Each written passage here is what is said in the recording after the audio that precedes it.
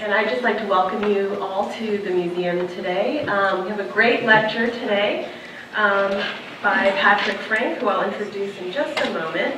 I wanted to first say that this lecture, Disturbing the Dreams of the Exploiters, the Meanings of Abstract Art in Latin America, is presented in conjunction with the exhibition that is currently up in McCormick Gallery, Myth and Materiality, Latin American Art from the Permanent Collection, 1930 through 1990. And if you haven't had a chance to see it yet, please do so on your way out today. I just also wanted to thank our wonderful education program here at SBMA, who helped us coordinate these wonderful lectures. They also will be presenting several programs in conjunction with Myth and Materiality, including one of our fabulous atelier programs. It's an evening of food and drink, as well as music. We will have Afro-Cuban jazz at this event. It's called Sabor Latino, and it's on Friday, April 12th, and tickets are on sale now. And I also wanted to highlight our newly redesigned Family Resource Center, which is located on the lower level, which has been redesigned for the Myth and Materiality exhibition. And it's really quite wonderful what they've done in there, so also check that out. Just a bit about our speaker today. Patrick Frank is a native Californian. He earned his MA and PhD degrees at George Washington University in Washington, D.C. And he has written or edited 3 books on Latin American modern art. I have to say his work has also been very influential for me in researching the Myth and Materiality exhibition and has been really quite a great resource. Patrick just finished his 4th book, Out of Disorder, New Figurative Painting in Argentina, 1960 to 65. And he's also now at work on a new edition of the highly influential text, 20th Century Art of Latin America, which will be published next year by the University of Texas Press. Also a very great foundational text in Latin American art. He's also the author of Art Forms, an Introduction to the Visual Arts, which is a university-level textbook, now in its 10th edition. So we are so thrilled to have Patrick here today, and he'll speak to you a bit more about abstraction in Latin American art. Please join me in welcoming Patrick Frank.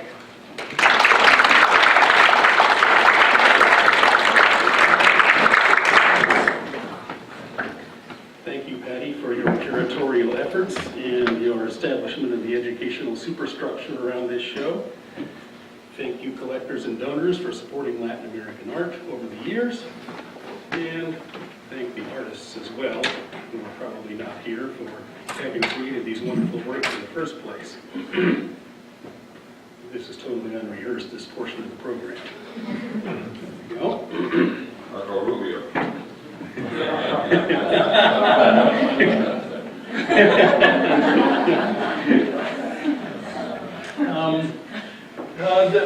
This is a little bit of a misnomer. I'm not going to give the meanings, some meanings of abstract art in Latin America.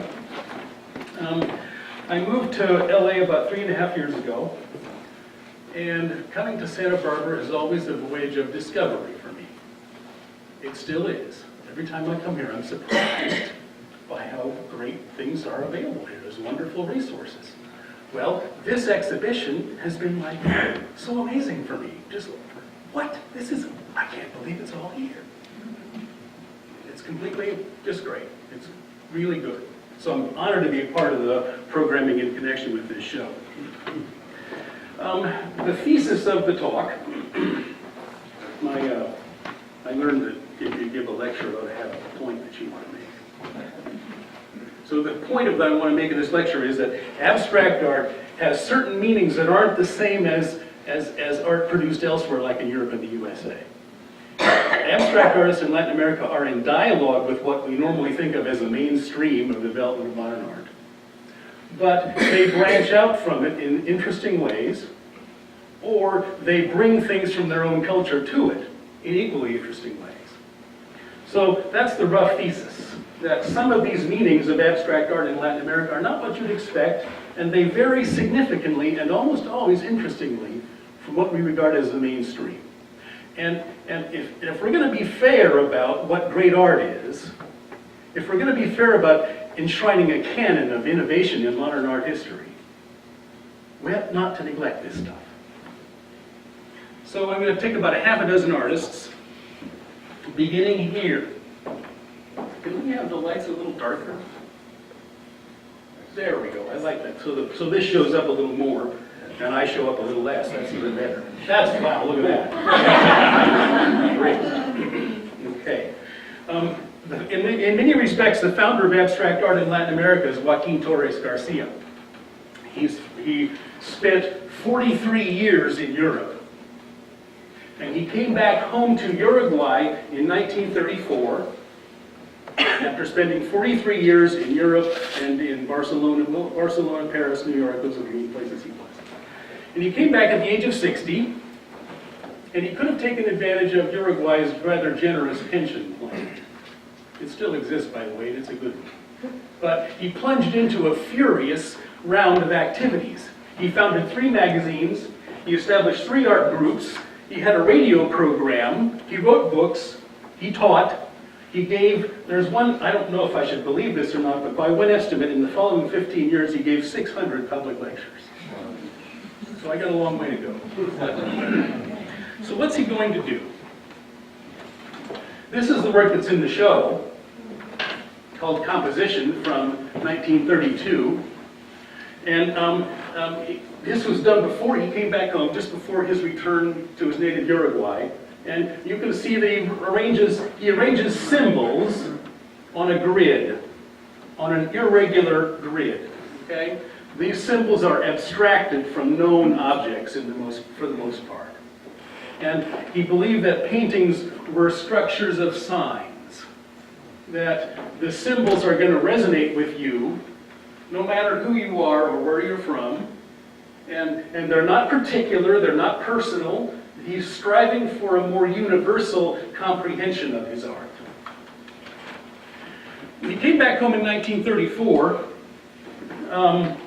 he was met by the president of the country. And they gave him some grants to start a lecture series, an educational institution, and that kind of thing. And he thought, what we need to do here is turn the map upside down. The South is our North. What we need to find is a kind of art that's appropriate for where we are and who we are. So what are you going to do? Well, let's look backward. In Western culture in Europe, you look back to the ancient Greeks. Well, he was going to look back to the ancient Indian civilizations of the Andean region. Here's a quote, let's see. The Greeks, let's see, the native civilizations of the Americas are Greece and Rome. Simple enough. What the Greeks were to Europe, Indians are to America. They have stature, nobility, measure, and order. So if you turn the map upside down, he was looking especially at Nazca pottery, which has symbolic shapes, black outlines. Here's another piece of Nazca pottery. And these are symbols that bubble up from the culture's practices, mythologies, social organization. And that kind of symbolism is what he's reaching for. What would that kind of symbolism look like today? To his great surprise, he discovered that Andean architecture, this is the Temple of Tiwanaku in Bolivia, has geometric shapes in it. This was like the matrix. This hit him like a ton of bricks. Look at that.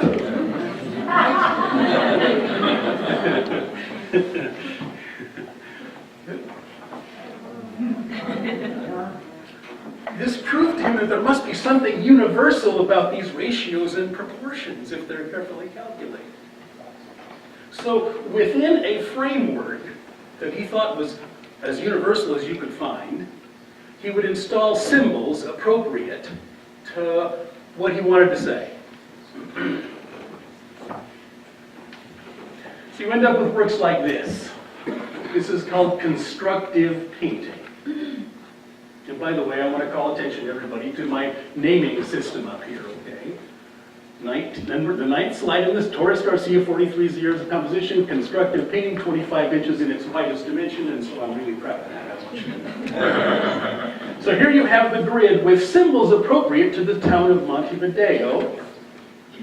And, a ship because it's a seaport, and a star and clocks because it's a modern urban center, and more references to the ocean and the sun, of course, a guitar, why not, and some bricks that relate as well to Mondrian as they do to Tiwanaku. He says, I don't want to found an art school, but rather a society for constructive art, like a medieval guild of working artists. The abstract style that he promoted does not depend on the individual. He wanted it to be a universalizing, reaching out to everybody, and not a personal expression of his individual, whatever it may be. I think his best work, his most important work, is in a park in Montevideo. It's called the Cosmic Monument. It's a wall-shaped thing with the regular grid that we're used to, with the symbols of modern life here. There's a ship and an anchor and a bell and a sun and a human being kind of prominently placed to make a sort of central axis, and it's all asymmetrical. Okay? I didn't take this picture, it's way too good. But when I was there, I thought, what I want to do is I want to measure this. So I had my measuring tape, and I was measuring these proportions, and a policeman came. What are you doing? To the monument. I said, I'm measuring it. Who are you? He said, stand back, don't.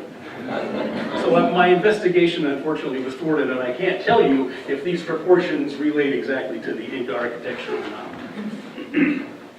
Now, Torres-García was a tireless propagandist. He had numerous followers. I know people who've studied with him, and they say he was very charismatic. He also had a radio show. And today, in Uruguay, Uruguayan money. If you want to know what he looks like, there it is. Painting is on the currency. I'm waiting for the day when we have artists on our currency. Yes, I don't know who it would be. Nominations are now open. Gilbert Stewart. Gilbert Stewart, that's a good one. He already is on there, isn't he? Good point. So he was a tireless propagandist, and he created a nucleus of abstract artists in the River Plate region. Montevideo and Buenos Aires are fairly close together. The next artist I want to talk about is settled in Buenos Aires, Argentina, Gyula Kosice. That's not his real name, but forget that. He was born in Hungary, but he moved to Argentina as a child. He's still alive. And he heard the radio broadcast of Torres-García. He went across to Montevideo and learned from Torres-García. He went to some of the 24 exhibitions that Torres-García mounted of his own artworks. And he wanted to take the next step. So what's the next step after Torres-García? Well, Torres-García didn't go far enough, because Torres-García is still using recognizable imagery. Kosice took the next step into complete abstraction. He founded two art groups. One was called Concrete Invention, and one was called Madi. And historians still debate the meaning of the term Madi. So he wrote manifestos. Here's a quote from the Concrete Concrete Manifesto. Art is based on illusions of space, expression, reality, or movement. Think about that for a second. Art is based on illusions, isn't it? The illusion of space, or the violation of that illusion. The illusion of reality, the illusion of expression, and that's a particularly persistent one in our age, because we have the illusion that when the artist does this, they're expressing something. That's a cultural convention, isn't it? So art is based on illusions. How do you get rid of that? Because he said in the manifesto, this is a quote, such illusionism leads to passivity and inaction on the part of viewers. Representational art tends to sap the cognitive strength of viewers, rendering them unaware of their true powers. So he wants to get people out of the realm of a spectator who's trying to decode whatever symbols are in there. Instead of, don't seek or find, invent. The artist should invent something that's never been seen before. Invent a thing that makes no reference to any other thing, has no illusions in it at all. So in the 40s, he began creating these paintings that he called Madi painting.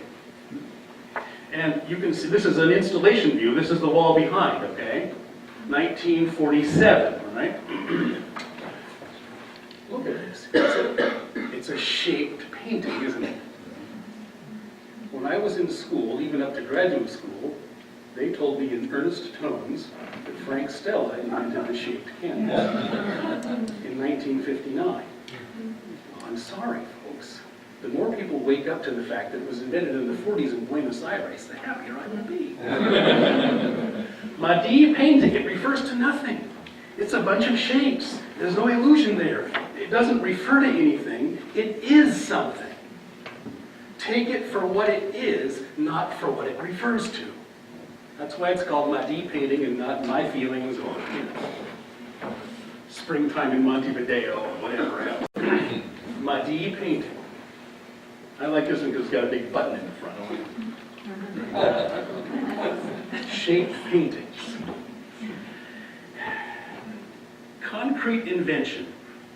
This sort of art, he says, generates the will to act by placing man among real objects. So that how you read this and what you think about it and how you interpret it is up to you. It's empowering to the viewer. Instead of creating passive spectators, we create people who use their own imaginations, their feelings, their personal history, whatever it may be. You can find it here. It went further with him. This is a piece called Rogi from 1944. It's made of wood and it's flexible. The viewer can manipulate this. It's got hinges. You can move it yourself. It has no final form.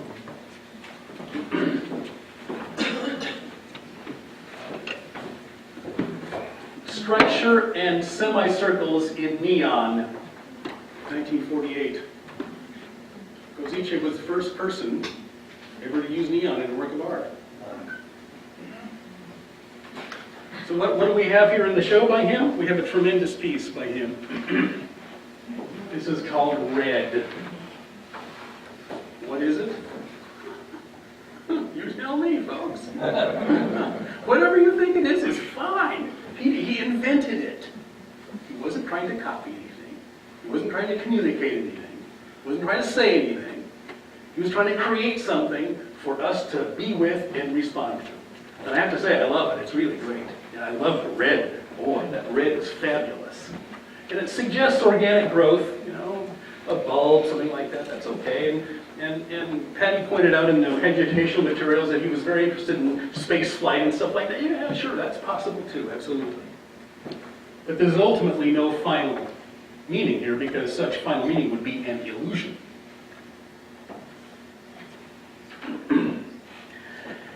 When Argentina became democratic again in 1983 after they overthrew a dictatorship, when democracy returned to Argentina in 1983, they commissioned him to make a monument on Buenos Aires' widest street.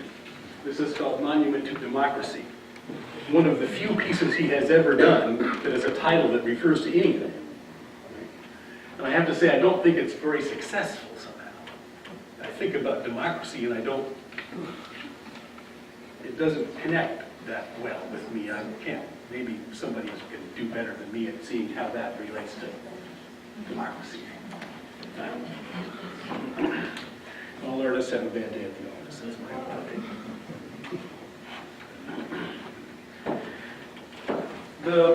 The concrete invention and Madi groups were contemporaries, of Jackson Pollock. Okay? In the late 40s, they were doing all that stuff, the shaped canvases, the neon, the flexible artworks in the 1940s. Okay? And I have a belief that that is as innovative as what was happening in New York City. In a different way, but equally innovative. That's my opinion, and you're welcome to bother with, after the question period, you can bother me about it. Okay, Venezuela. Venezuela is a tremendous center of abstract art. In the late 1940s, the National School of Venezuela, the National Art School was all kind of enthralled with Paul Cézanne. In the late 1940s, they were all enthralled with Paul Cézanne, and they thought he was the last word. Well, the students got restless. They thought, hey, there must be something happened since Paul Cézanne. So they founded a group called the Free Art Workshop. In 1948, in Caracas, was founded the Free Art Workshop. They had lectures, they had demonstrations, they had art shows, and guess what? At the Free Art Workshop in 1948 and 1950, they showed Joaquin Torres-García, they showed Concrete Invention, they showed Madi, they showed Gyula, Kosice, they showed other members of those groups. So some knowledge of abstract art came to Venezuela through the River Plate origins. Okay? So we have two artists in the show that are Venezuelan who were nurtured in that very cradle. Carlos Cruz Diaz, I'm going to talk about first. Carlos Cruz Diaz studied at the National Art School. When he graduated, he was bored, so he started hanging out at the workshop there, at the Free Art Workshop. And he began to work in advertising to get a job, and he discovered that color means a lot. Everybody has a revelation like that at some point in their life. In his case, it was color means a lot. The revelation of my life is Santa Barbara's kind of cool. So he went to France in the early 50s, and he got aware of more knowledge of European abstract art. He was there in 55 and 56. And in 1959, he began a series of works called physichromies. The physichromies are works that depend on the interaction of color and the position of the spectator. Okay? These paintings are notoriously difficult to photograph.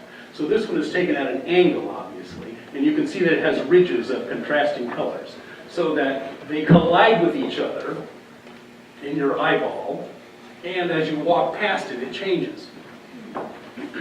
The one we have in the show is a really nice one. This is the best photograph available. It's pretty good of that work. And again, it's unphotographable. You have to walk by it in order to experience the full effect. Cruz Diaz said he wants to work in additive color because when two colors are close together, a third color appears. So he's trying to control that effect. Here's another physichromy. It stretched out into the hundreds of paintings. I met him in London at an opening a couple of years ago. And I said, Carlos, what kind of music goes with this?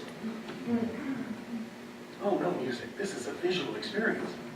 I was trying to sort of provoke him a little bit, I have to say, because I kind of knew he would give me that answer. I said, have you ever used your... Oh yeah, we had this as a backdrop for a Pina Bausch ballet once in Cuba. I wish I could have been there. I am not interested, this is a quote from the artist, you can tell because I'm standing here at the podium reading. I am not interested in expression in the traditional sense of the word, because for the viewer, the plastic event which I create is more important than my personal problems. Contemporary work, our work, must evolve. It must change just as life itself changes with the pattern of events and a reality in which man is actively involved. So you can imagine that this works really great in public. This is a piece that he created in Puerto Rico, in San Juan, Puerto Rico. It's a physichromy, it's a curving panel, so that as you go by, even in your car, you get the effect. His goal is this is the best way I can think of it. Direct, perceived art with no intellectual ambiguities. What happens visually is what we have here. There's no symbolism, political context, personal expression. And the goal, again, as with Torres-García, is universality.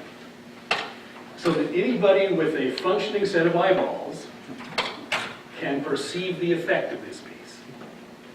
That's the idea. Here we are at the Caracas International Airport. It's fun to walk along here. In the middle 60s, he took his art into 3 dimensions. He created chromosaturation rooms. So that viewers, this is taken in Paris, 1965. so people can walk in and stand in a physical experience of color. Chromosaturation rings. He's done a few versions of them. If you saw that show they did at MoCA, Suprasensorial, curated by Alma Ruiz, there was a good example of Carlos Cruz Diaz's chromosaturation ring in there.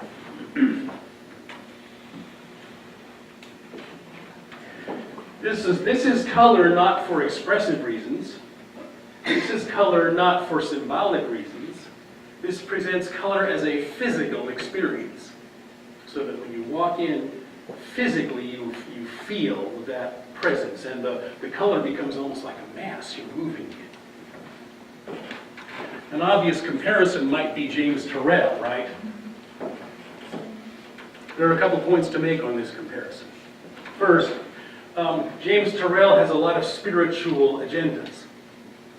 He was descended from Quakers, and he sees art, he sees light as a spiritual sort of eminence, when there's no such intent with Cruz Diaz. They arrived at their ideas at a similar time. Cruz Diaz was a little earlier with his chromosaturation rings. But they have a completely, this is what I mean by some meanings of abstract art in Latin America are different from what you will find in the USA. His compatriot, Jesus Rafael Soto, went to the National School of Fine Arts, got bored, hung out at the Free Art Workshop, saw the exhibitions of Torres-García, Kosice, Madi, concrete image, the whole thing. He went to Paris in 1952, and there he saw the latest European modernism, and he began to make art that was optically interesting. He said, a piece of wire against a background of narrow parallel lines becomes broken up. Its form is dematerialized. It undergoes a transformation, so you cannot say which is wire and which is ground. So here's the work from 1964, 5 large rods, and you see them, they're different colors. They're suspended in front of, by a string, a narrow group of parallel lines, and the air currents will cause them to shift slightly. And again, it's unphotographed.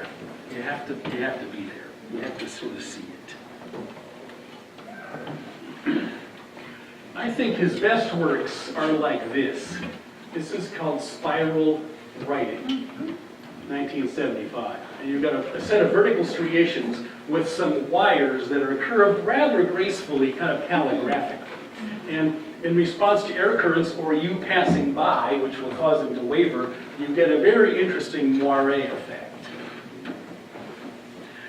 He said, my painting tries to represent movement, vibration, light, space, things that exist but which do not have a determined form. Relationships are an entity, the relationship between foreground and background, between time and perception.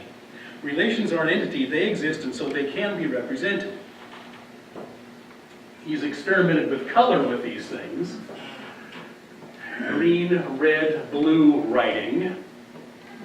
I don't think we need the color, really, I have to say. Personally speaking, I think you get all you need out of it from just that. It's just like drop dead elegant, in my humble opinion. I'm a big Soto fan, as you can tell. He began to be impatient with painting these things against the wall. Here's what he said. I believe that man is not facing the universe, but he's inside the universe. That is why I no longer believe in painting. The one who communicates, the one who continues to see the universe as something outside himself, lives his life as a spectator. We are not spectators, but rather participants. So things begin to move in the third dimension. He made a series of works called Homage to the Human. This is one of them. Vertical striations, black panels sticking forward. One of them has a color in it. One of those works from that series is in the show. This is the one. And it has a title, American Portrait, that I haven't quite figured out why that is. Maybe Patty can tell me later. But he began to move in the third dimension to create artwork that you can enter. That's right. He called them penetrables. Black. What? Is that the black one? No, it's not. No, this is outside the Museum of Fine Arts in Houston. We are not spectators, we are participants. The penetrable is the demonstration of the idea that I have of the universe. So why have it be hanging on the wall? Just go in there. He made a series of these penetrables. So this is it's time to draw a line and create a new, this is kind of the mental outline here. We have art that grew out of Torres-García, concrete invention, Venezuelan optical art, artists who strive for universality and abolishing symbolism, okay? There's another core of Latin American abstract artists who came out of the surrealist tradition, and abstraction means something different for them.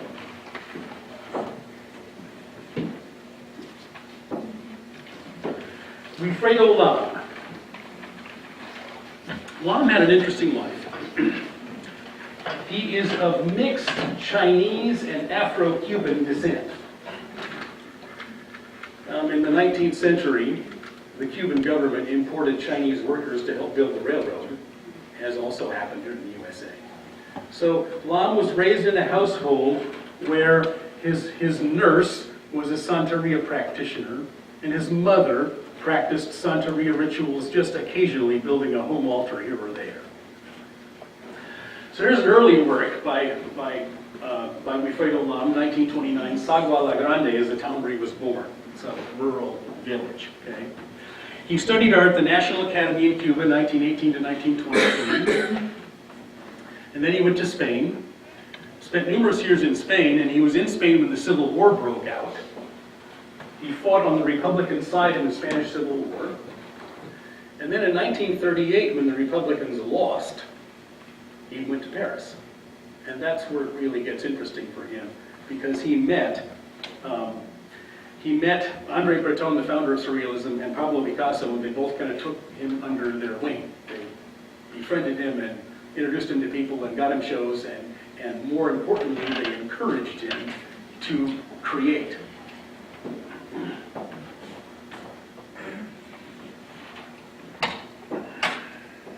Here's a quote. I decided that my painting would never be the equivalent of pseudo-Cuban music of the nightclubs. I refused to paint cha-cha-cha. I wanted with all my heart to paint the drama of my country by thoroughly expressing the Negro spirit, the beauty of the plastic art of the blacks. In this way, they could act as a Trojan horse that would spew forth hallucinating figures with the power to surprise and disturb the dreams of the explorers. How did he arrive at this? Well, in Paris, hanging out with the Surrealists, 1938 to 1940. When the Nazis invaded France, he had to get out. He headed to Marseille, the seaport, and there he took ship for the New World, back where he came from, on the same ship as André Breton and several other Surrealists. That's a cruise I would have loved to have been. You don't care if the engines go bad, like happened with that terrible thing. Hey, great! That was a surrealistic cruise, right? So he comes back to Cuba, armed with all these surrealist ideas, and he wants to not paint cha-cha-cha. What do we do? He dug into his heritage. He began to investigate the meanings of Santeria, whose ultimate derivation is Africa, Angola. Right? It's closely related to Haitian Vodou, in which Christian saints are combined with African god figures. And in place of organized religion or worship, you also, in addition to that, build home altars in your house when you want to influence certain events, or you have an illness, or you're about to give birth to a child, or something like that. So he re-immersed himself in the stuff that he knew growing up. What kind of thing happens? Okay, he's living in Havana in the closing years of World War II, and in the first decade after the war ended. Here we are, 1943. This is called The Chair. And it uses a cubist pictorial space, right? The space is kind of crushed up. And the subject matter is a home altar with herbs on a chair in the garden, okay? Now, I don't know enough about Santeria to tell you what particular ritual or need this might manifest, but I will tell you who donated the work to the National Museum in Havana, where it now is. In researching his past in Santeria, he was not alone. There were a number of other folks in other disciplines who were doing the same thing. The anthropologist Lydia Cabrera, the anthropologist Fernando Ortiz, the novelist Alejo Carpentier. They were all friends. They all knew one another, and they all took seriously Santeria as a cultural expression. So this painting was in the collection of Alejo Carpentier, no surprises there, and he donated it to the National Museum in Havana, where it is right now. This is probably his most famous work because the Museum of Modern Art in New York owns it. The Jungle, 1943, same year. So it's populated by monsters, by demons, by apparitions. Some of it is based specifically on African art, these mask-like shapes. And we have beings, feet, rounded buttocks, breasts, faces. Up in this corner we have some shears which you would use to trim the herbs and plants that are always incorporated in a home altar for Santeria. So this is what he hoped. Okay, when he's saying, "I want to disturb the dreams of the exploiters," this is what he hoped would happen. This is what he means. This is the idea. Now I think that perhaps it's not as disturbing as it used to be. Okay, I don't know if this disturbs me very much. But I think it's because surrealism has permeated our entire culture. Everything in our... It's really hard to tell what's real from what's surreal in our culture these days. I don't know if you noticed. Well, he was in this very colorful phase, 43, 44, 45, 46, and then he began to think, this bright color is like cha-cha-cha. This is too seductive. Do I need all this? It's causing people to misinterpret my work as something pleasant, when I want it to be more cerebral. So the work we have in the show is this, which is a few years later, 1947. The color's drained out of it. He's no longer doing cha-cha-cha, okay? And the title is Casting the Spell. So what we have here is a priestess. A Santeria priestess with the body populated by spiritual beings, characters from mythology, seated at a table. Maybe you can see a horse's mane here. In Haitian Vodou, if a spirit takes possession of you, the spirit rides you like a horse. So that's a direct allusion to that. Andre Breton and Wifredo Lam went to Haiti in 1946. They spent several months in Haiti investigating things, but Andre Breton never, probably shouldn't say this, but I'm going to say it. Andre Breton never wanted to go to the Vodou ceremonies. He was a little too squeamish for it. Well, you go and tell me all about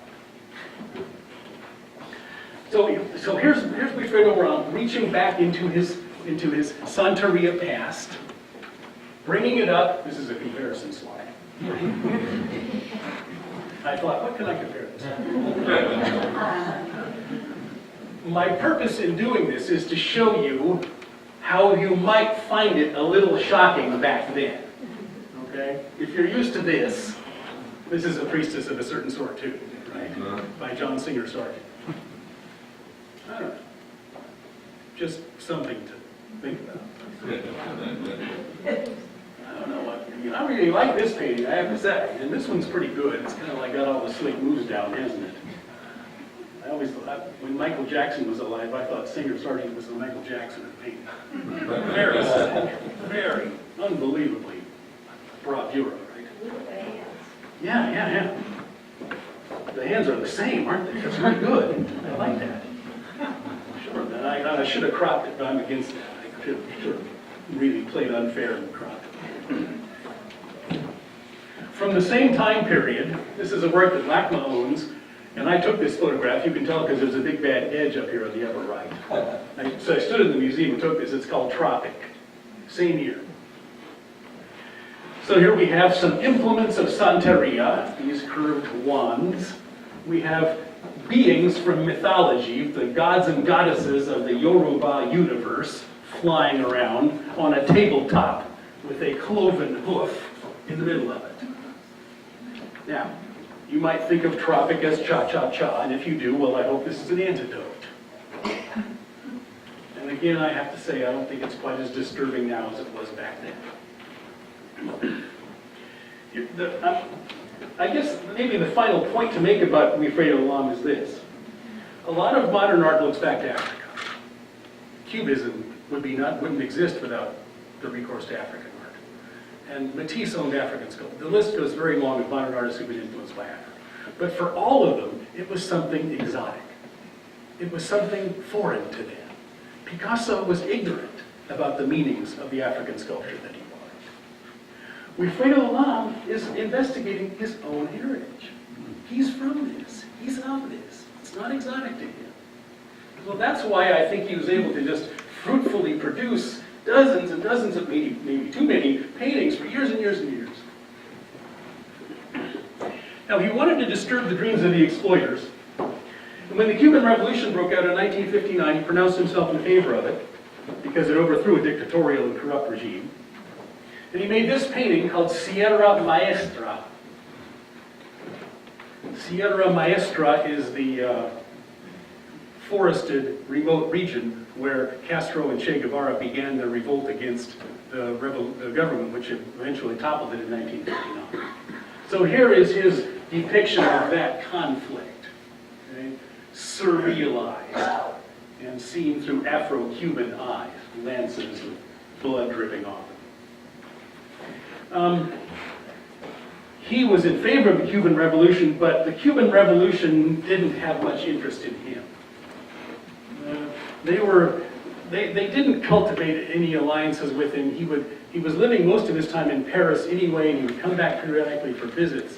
So it was a bit of a mismatch in ideology. The Cuban Revolution had other goals for art, which didn't include stuff like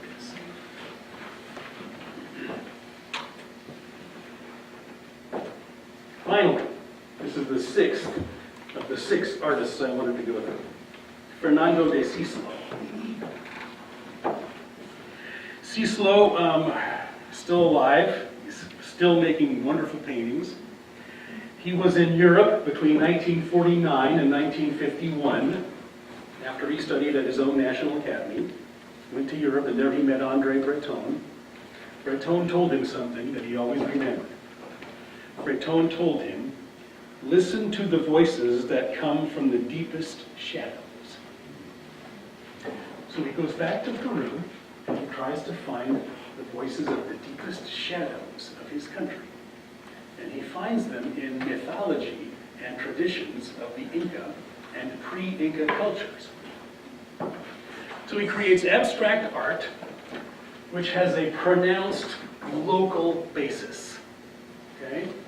This is called The Execution of Tupac Amaru. The date is 1965. It's a paneled work that folds open, as you can see here.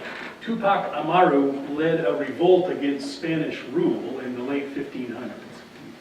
And he was executed and his body dismembered and scattered around. Now, can you find any direct correlations between this and the execution of Tupac Amaru? No. Is this an illustration of that story in any way? No. It's a distillation of the mythic meanings of that fact. That's the idea behind this. It's not illusionism, it's imaginative transformation of a mythic past into a modern language. This is called Puka Wamani, 1966. Puka Wamani means red falcon. And the falcon is a character in many myths of the ancient Peruvians because falcons have binocular vision so they can look right at you, and they're quite intelligent, and they're also really great flyers. I don't know if you've ever seen any falcons flying, but they're fun to watch, but they also have mythic significance in ancient Inca mythology. So this is Puka Wamani, and I don't see a falcon. But I do get a sense of the importance of the falcon. I do get a sense of the intelligence of the falcon. And in some ways, Wifredo Lam and Szyszlo are teammates because they're both using modern art language to tell something important about their culture. They are being up to date, but also local. They use modern art as a vehicle to help their own search for roots. Okay? And this is something you're not going to find much with modern art in North America. Because in North America, we don't think about that stuff too much. We're all rootless here. Does Cubism search for our roots? No, not really. No. Does minimalism search for, oh God, no. Heavens sake. Does conceptual art search? No.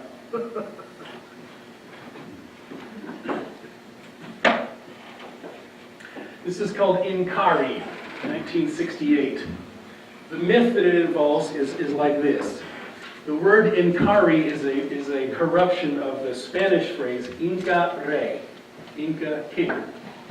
And when the last Inca king to rule was killed by Pizarro's troops in 1520-something, he was the last Inca king, and they dismembered his body and scattered it all around.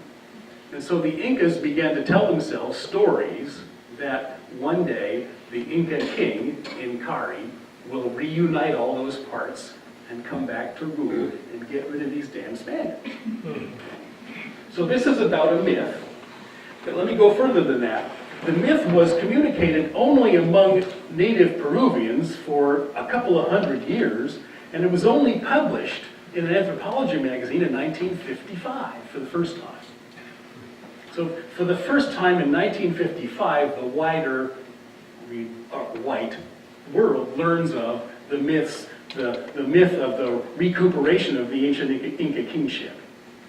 And right around then, as Lam was in touch with anthropologists, folklorists, historical researchers, archaeologists, he knew about this thing when it first was done. Boy, it stirred his brain. It stirred his imagination. Runa Machi. Runa Machi means my fellow creature. Now that could be just the person sitting next to you. But my fellow creature, that mythologizes the encounter, doesn't it? This isn't just some joker who's taking up the lane next to you. This is my fellow creature. And it's a sacred encounter that you might have with that fellow creature, right? So I don't see a fellow creature in there, but I do see a monolithic thing rising up out of nothing. And the surface texture is not adequately captured in this photo. And you get a sense, I hope, of the potential importance of such a seemingly everyday encounter. The work that we have in the show by him is called Sea of Loreen from 1989. We have sort of, it's suggestive of a sea, isn't it, these waves, you know? And I love the colors. His colors have gotten more subdued in recent years, and I think that's a good step for him, as it was for Wifredo Lam. The Sea of Loreen is a place southeast of Lima. This is what the landscape looks like out there. It's mostly a desert, but when rain comes, you get these ponds. And he called it a dry and desolate desert. But maybe more important than that, there's a very important temple in the Loreen district called Pachacamac, in honor of Pachamama, the chief of all the Inca gods. So he has a spiritual feeling about this landscape, and in fact he had a studio there for several years, okay? Inhaling the air, feeling its presence and stuff like that. So he did a series of paintings. This is another work with the same title, Sea of Loreen, modern day Loreen. It's not well photographed. It's too bright at the top. But then the problem that you have when you specialize in Latin American art is good pictures of artworks is still hard to come by. You know, if I were a specialist in Michelangelo, I could show you great slides of everything he ever created. But here I just have to say, you know, sorry, now you know the issues. Now you know I'm a victim too. So, Sea of Loreen, okay? He persists with painting. This painting is from the 1980s. You might look at this and you might think, this is kind of old-fashioned. 1980s is still doing this? Well, I'm thinking, well, he's not the only one doing this kind of thing in the 1980s. Richard Diebenkorn, Ocean Park series. Stylistically, there's a lot of differences, okay? But thematically, I think they're teammates, I have to say. Because both use abstract art, the language of modern abstract art, to say something about their culture, right? Because this is about sunshine. This is about the horizon. This is about the ocean. This is about slanting hills, slanting rooftops that you can see out of the studio window in Ocean Park. So if the Szyszlo is kind of retardataire, well, so is Bieber. It's just the way it is. Let me close with a quote by Fernando de Szyszlo. This kind of summarizes, this is like, well, I need some music now. This kind of summarizes the point of this whole lecture. We in Peru are not overwhelmed by advertising, but by poverty and underdevelopment. I cannot do art like an artist anymore. So after seeing the show, I don't know if my ramblings will help in any case in this regard, but after seeing the show, if you have a better sense of some alternative pathways for art, if you have a sense that Europe and North America is not all there is, then hey, that's great. Because look, and this is getting personal. Knowing about Latin American art is a little bit like building a room on your house. Because everybody carries around in their head these masterpieces of art. You have recourse to them, you understand them, you're sort of comforted by them, you learn more about them. And then you build a new room on it, and you go, oh man, there's more stuff here, and I can put stuff in there, and it's real, I can keep stuff there, and I can make recourse to it, just like I can to that stuff. So you're more firmly grounded. Your house is bigger. You're more comfortable in the world. That's I guess the final message that I have.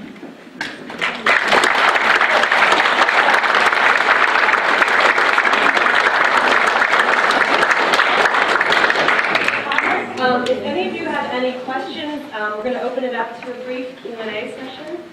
So, any of you have questions? Any of you have anything? You want to throw things? Yes. The pottery you started out with, sorry, I forgot your name. Nazca. Nazca. N-A-Z-C-A. Can you give us the date? Those things were created about 600 AD. It's ancient. Not really ancient. Yeah.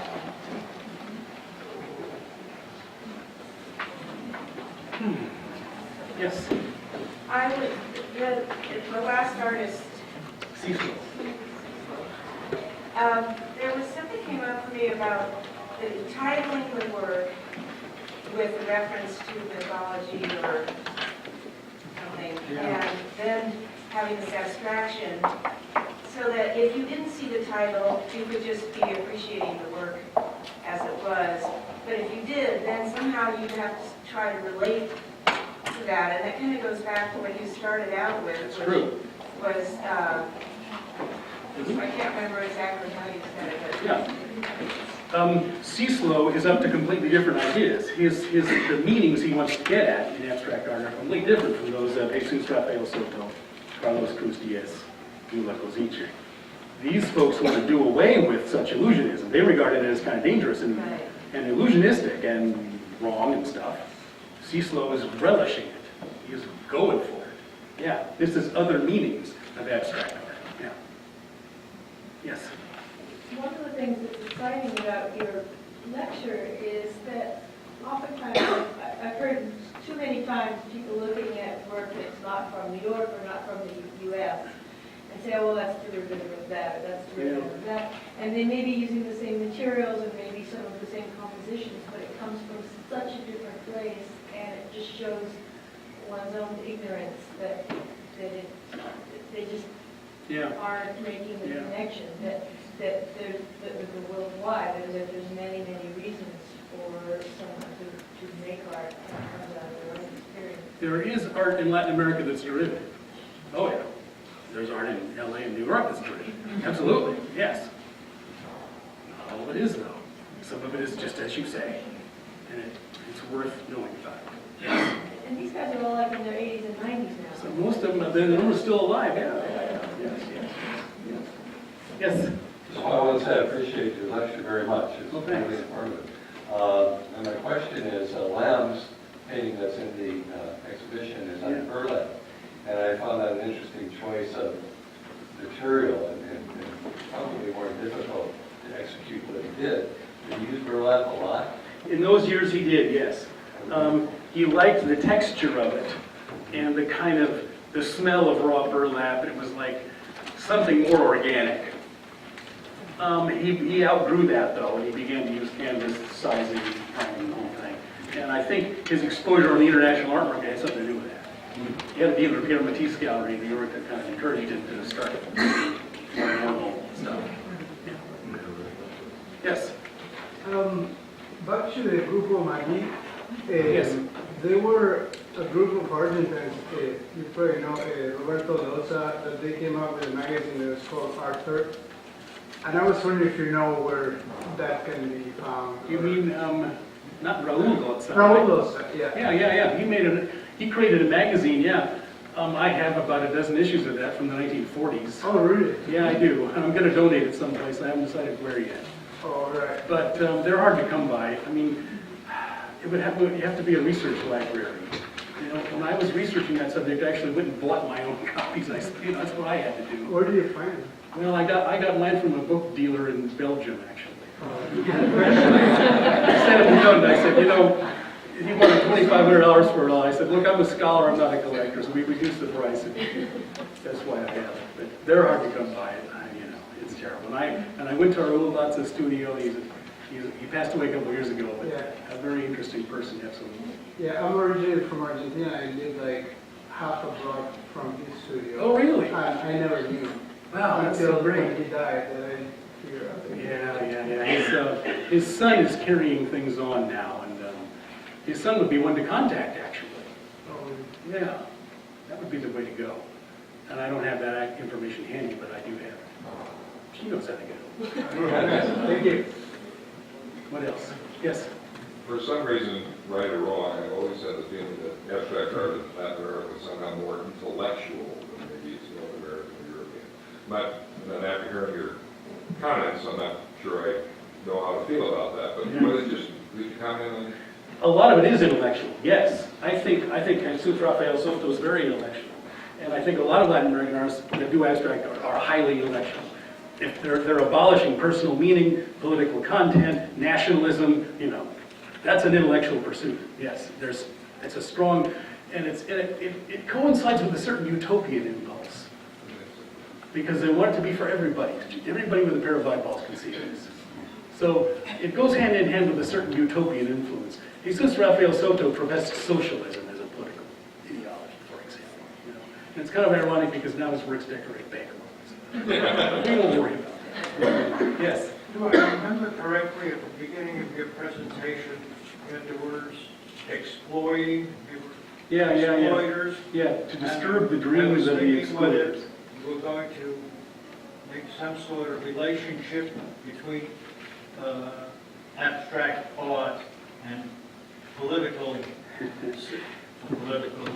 statement. Disturbing the dreams of the exploiters is a quote from Wifredo Lam. And he hoped that his abstract paintings that depicted Santeria and spirits and priestesses would make the exploiters nervous. Because in the 40s, people didn't talk about that in polite society. It was a subculture that was uncivilized and maybe even genetically inferior. So by elevating it, by making it the center, he thought he would disturb their dreams. And, Diego Rivera said to someone, he says, I want my art to upset the digestion of rich people. So that's a little bit of a political. Yes, up in the back. It seems like if you look at the art that you discussed in the 40s and maybe the 50s, there was such connection to true antiquity just from a historical standpoint, and it kind of is reflected. What about maybe from 1970 on in Latin American art? Things move in cycles in Latin American art. In the 70s, a lot of conceptual art began to be made in Latin America. And the conceptual art often has a more political tone to it. Because in the 70s, a lot of Latin American countries were under military dictatorships, Argentina, Chile, Brazil notably, okay? And so a lot of artists do conceptual art that is susceptible to a double reading, where you might not even notice that it has a political subtext. So there's a unique Latin American version of conceptual art, which is more political than what we did in the USA, and it happened in the 1970s. I'm not sure if that's what you're asking about. Yeah, that would be my rough, quick answer to that question, which is a very good one. Yes? Can you mention a few women artists that are from that era? I know like Mata is Chilean, but there's Rosaire Bru from Chile. It's true. There are no women artists in this lecture. It's an interesting point.